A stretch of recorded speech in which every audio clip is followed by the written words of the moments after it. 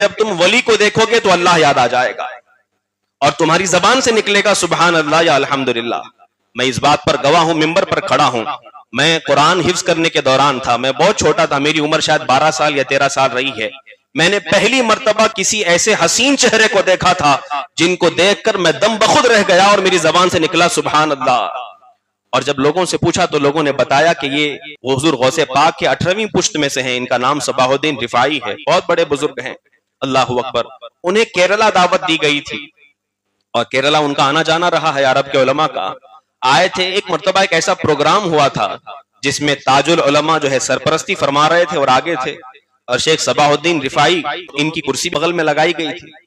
شیخ صباح الدین رفاعی نے جب دیکھا کہ میرے بازو میں تاج العلماء بیٹھے ہوئے، تھوڑا سا ان کے چہرے پر کشمکش ہوئی. کچھ دیر کے بعد انہوں نے کہا کہ میری کرسی تھوڑا پیچھے لگا دے، میں پیچھے جا کر بیٹھ جاؤں.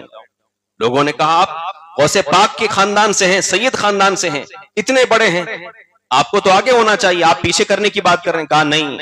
اور جانتے ہیں آپ شیخ صباح الدین رفاعی کے متعلق، اللہ اکبر، ان کے متعلق کہا جاتا ہے انہوں نے اپنی زندگی میں خواب میں کئی مرتبہ زیارت ہوئی ہے اللہ کے رسول صلی اللہ علیہ وسلم کی. لوگ ان کی بہت تعظیم کرتے ہیں، اب بھی ان کا کیرلا آنا جانا رہا ہے. میں نے 3 مرتبہ ان کو اپنی زندگی میں دیکھا ہے اب تک، اللہ کرے اور دیکھنا نصیب ہو.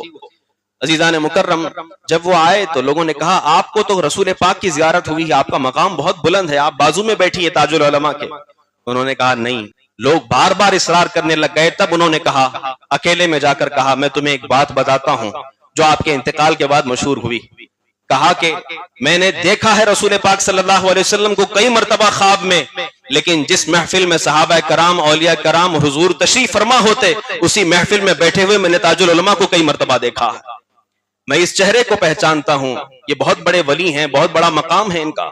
اللہ اکبر. تب کیرلا کے لوگوں نے سمجھا کہ تاج العلماء کا مقام کیا ہے.